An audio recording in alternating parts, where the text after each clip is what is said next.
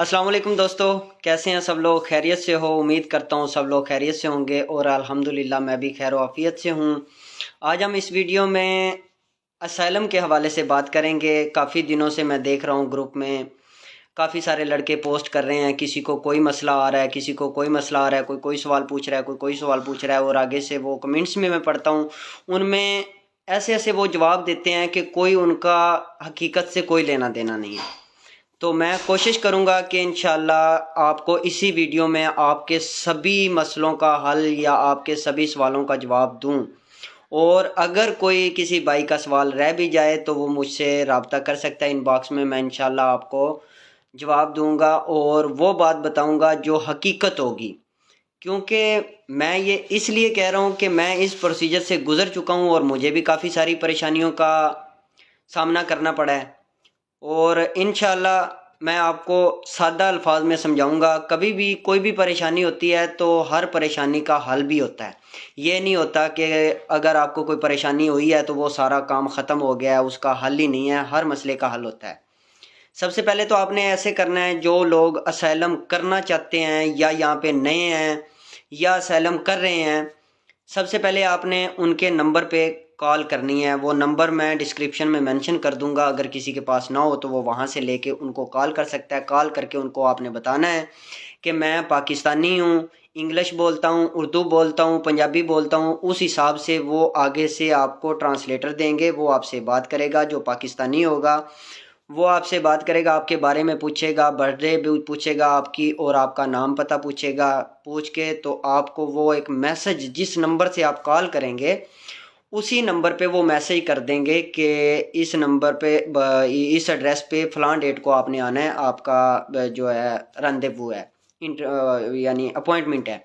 तो आपने उस डेट को जाना है। वहाँ पे पहले दिन जब आप जाएंगे आपने सिंपली वहाँ पे एक फॉर्म फिल करना है, जिसमें आपने अपना नाम लिखना है, अपनी बर्थडे लिखनी है और अपने वालिदैन का नाम लिखना है। अगर आप शादीशुदा हैं तो वो लिखना है। वो फिल करके आप उनको दे देंगे और वहाँ से वो आपको एक रंदेवू रंदेवू कहते हैं अपॉइंटमेंट को, अपॉइंटमेंट का लेटर देंगे। वो आपने लेके घर आ जाना है। वो नेक्स्ट डेट होगी, यानी अगले दिन का होगा या 2-4 दिन के बाद का वो आपका वो लेटर होगा। उस डेट को आपने फिर दूसरे ऑफिस में जाना है। वो उसके ऊपर भी एड्रेस लिखा होगा आपका कि आपने यहाँ पे जाना है। तो वहाँ पे आप जाएंगे, वहाँ पे आपके फिंगर होंगे तो आपको एक फ़ाइल दी जाएगी। और अगर आपके किसी दूसरे कंट्री के फिंगर हैं, अगर आपके किसी के दूसरे कंट्री में फिंगर हुए हैं तो आपको रेसिपीसी जो है वो सिर्फ 1 माह की या 2 माह की मिलेगी। किसी भाई को 1 माह की मिल जाती है, किसी को 2 माह की मिल जाती है। उन्होंने परेशान नहीं होना। आपका वो एक प्रोसीजर होता है जो उन्होंने जिस कंट्री के आपके फिंगर शो होते हैं वो उन्होंने पहले ख़त्म करवाने होते हैं। उसके बाद आपका प्रोसीजर जो है वो चलना होता है यहाँ पे। वो तकरीबन 1 से 2 माह लगते हैं। उसके बाद आपका वो प्रोसीजर ख़त्म हो जाता है और आपका वैसे ही काम शुरू होता है जैसे एक नए बंदे का जिसके फिंगर किसी कंट्री में नहीं होते, वो उसका शुरू होता है। तो आपका जब वो ख़त्म हो जाएगा आपको वो बुलाएंगे, आपको मैसेज करेंगे तो आप जाएंगे। आपको रंदेवू एक नया अपॉइंटमेंट लेटर मिलेगा। फिर आपने जाना है, आपको वो फाइल देंगे कि आपके फिंगर क्लियर हो गए हैं। आप फाइल ये पुर करके वो उसमें फॉर्म होंगे, वो उसमें आपने बताना है।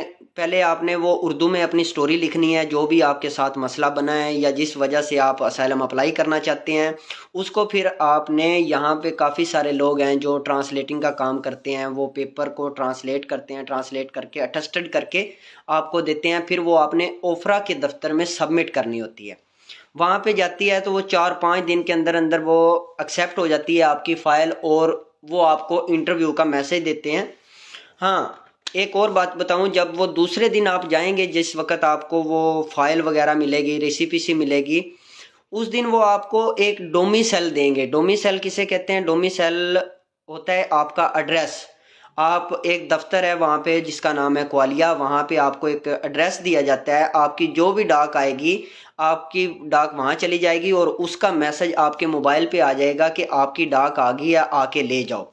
کیونکہ جو ہمارے نئے لوگ آتے ہیں ان کے پاس یہاں پہ ڈومیسائل تو ہوتا نہیں ہے، اور جو ان کے یہاں پہ جاننے والے ہوتے ہیں وہ ان کو ڈومیسائل دیتے نہیں ہیں، کیونکہ ڈومیسائل یہاں پہ بہت اہم چیز ہے، ہر ایک انسان کو نہ بندہ دے سکتا ہے اور نہ لوگ دیتے ہیں۔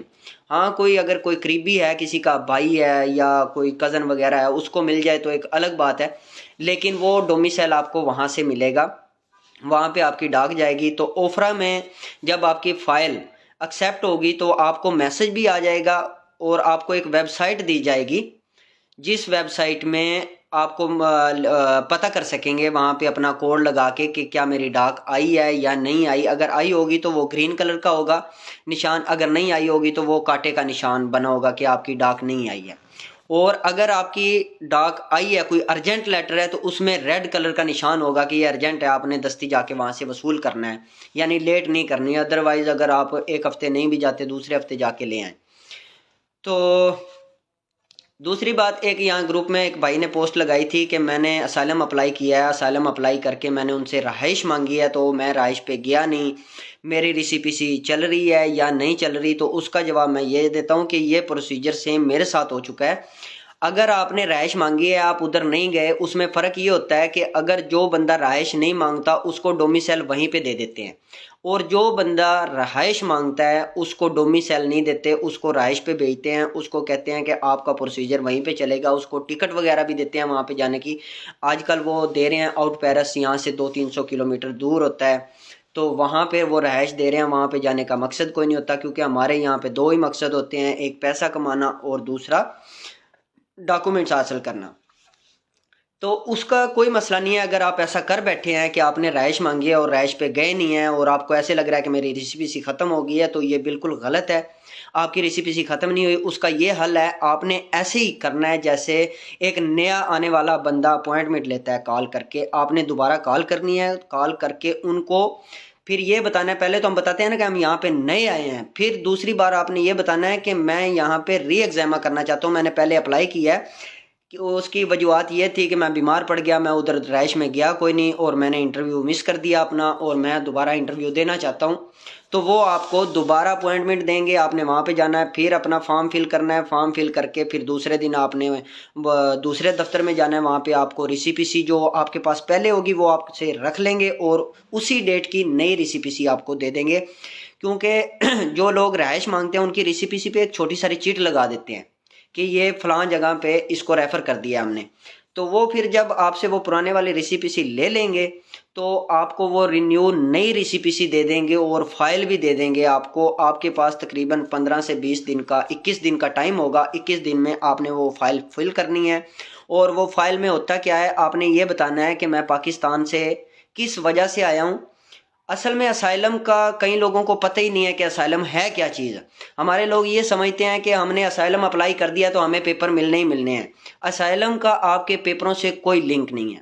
اسائلم اصل میں یہ ہے کہ پولیٹیکل سٹے ہے، یہ ان لوگوں کے لیے ہوتا ہے کہ مثال کے طور پہ آپ کے کنٹری میں کوئی کسی سے جھگڑا ہو گیا ہے، آپ کی جان کو وہاں پہ خطرہ ہے، تو آپ کسی بھی کنٹری میں جا کے کہہ سکتے ہیں کہ میں اپنے کنٹری میں نہیں جا سکتا، وہاں پہ میری جان کو خطرہ ہے، لہٰذا میں اپنی جان کی حفاظت چاہتا ہوں، میں یہاں پہ رہنا چاہتا ہوں، مجھے پناہ دی جائے۔ یہ ہے اسائلم۔ اور اسائلم ایک لڑکے نے پوسٹ کی ہوئی تھی کہ میں نے اسائلم کیا 3-4 ماہ ہو گئے ہیں اور مجھے پیپر کب تک ملیں گے۔ اسائلم کر کے پیپر آپ کو ایک ہی صورت میں ملتے ہیں کہ اگر آپ کے پاس سٹوری کوئی اچھی ہے، اگر آپ کے ساتھ کوئی ایسا واقعہ ہوا ہے کہ واقعی آپ کی جان کو خطرہ ہے۔ ویسے تو یہاں پہ سب کو پتہ ہے کہ ہم لوگ جھوٹ بولتے ہیں، جھوٹ بول کے ہم کہتے ہیں کہ ہمیں یہ ایسے ہو گیا ویسے ہو گیا، ہم اپنے کنٹری میں نہیں جا سکتے تو ہمیں پناہ دی جائے، سبھی جھوٹ بولتے ہیں۔ لیکن جھوٹ بھی کسی طریقے کا بولا جاتا ہے، آپ پہلے دن سے یہ پلاننگ کریں گے تب جا کے یہ آپ کا وہ کہتے ہیں کہ سکسیسفل ہوگا۔ یہ جو آپ کا اسائلم والا سسٹم ہے، وہ تیاری کیا ہوگی، جب آپ نے پہلے دن اپوائنٹمنٹ پہ جانا ہے، وہاں پہ آپ نے 2 ڈیٹیں بھی ساتھ میں لکھنی ہیں۔ ایک ڈیٹ وہ ہوگی کہ جب آپ نے پاکستان کو چھوڑا ہے، ایک ڈیٹ وہ ہوگی کہ جس ڈیٹ کو آپ فرانس میں پہنچے ہیں، وہی ڈیٹیں آپ نے आगे प्रोसीजर में लेके चलनी है। ऐसा नहीं होना चाहिए कि पहले दिन आप डेटें और लिख रहे हैं और स्टोरी में आप कुछ और बयान कर रहे हैं, तो उनको साफ पता चल जाएगा कि ये बंदा झूठा है और झूठ बोल रहा है, झूठ पे मबनी इसकी कहानी है।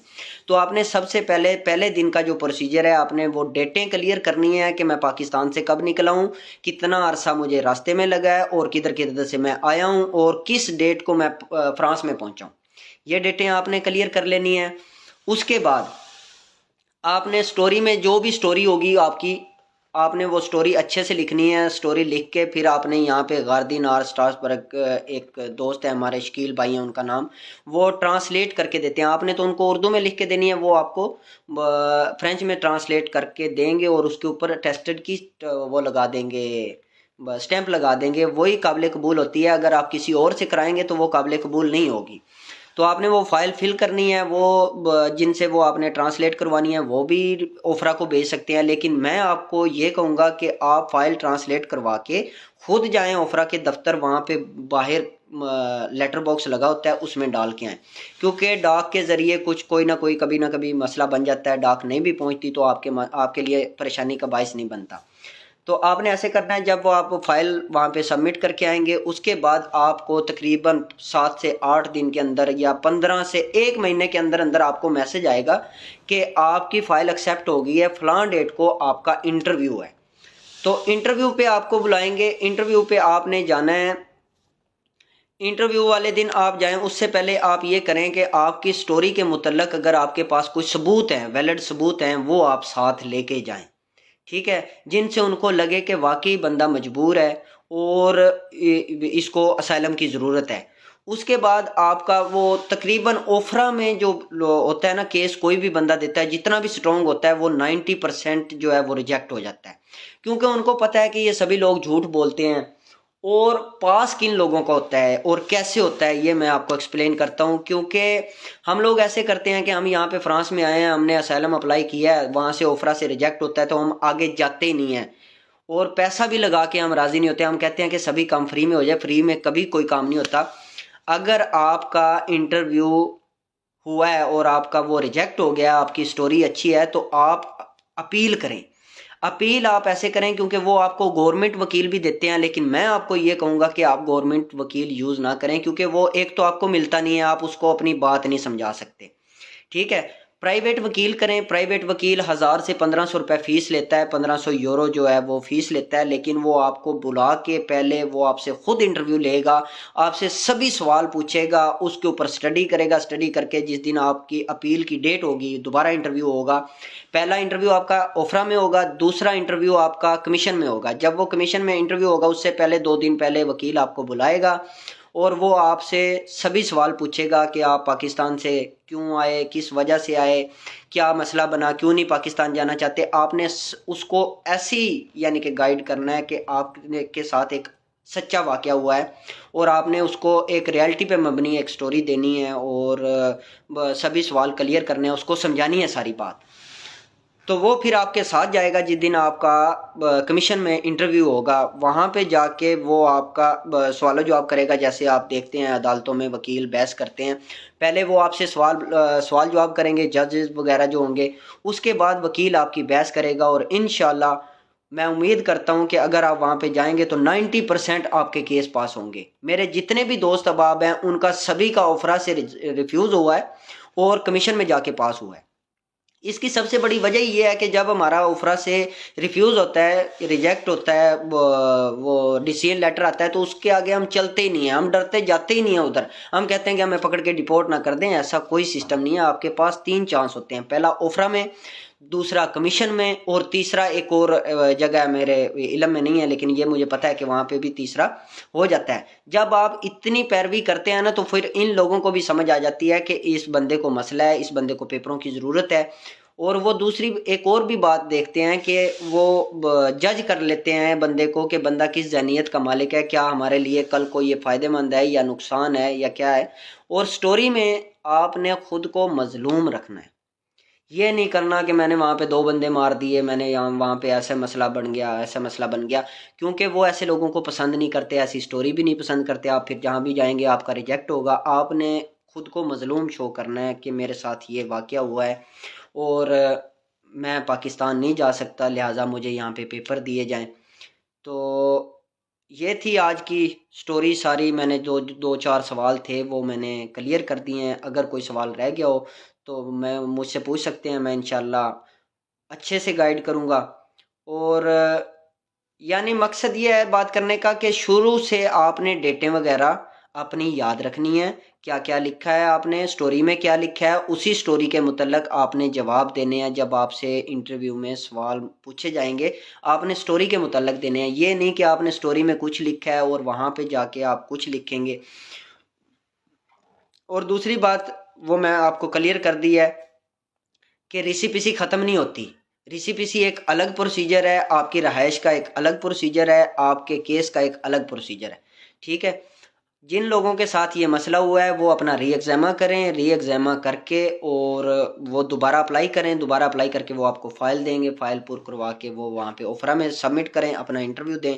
इंटरव्यू में एक अच्छी स्टोरी रखें और उस स्टोरी के अपने सबूत वगैरह भी बनवाएं जो साथ लेके जाएं आप। उसका बहुत अच्छा जो है ना वो उनके ऊपर एक्सप्रेशन पड़ता है और आपके केस पास होने के ज़्यादा चांसेस होते हैं। और आप ये तो भूल जाए ना कि आपका ओफरा में ही पास हो जाएगा। ये बिल्कुल आप जहन से निकाल दें कि ओफरा से आपका इंटरव्यू पास हो जाएगा, क्योंकि ओफरा में 99% रिजेक्ट होता है। वो देखते हैं बंदे को कि कौन सा बंदा मजबूर है, कौन सा बंदा एक जो है वो फ्रॉड कर रहा है या झूठ बोल रहा है। क्योंकि जो नॉर्मली जिनका होता है कि उन्होंने कहना कि ये फॉर्मेलिटी है, वो आगे नहीं चलते।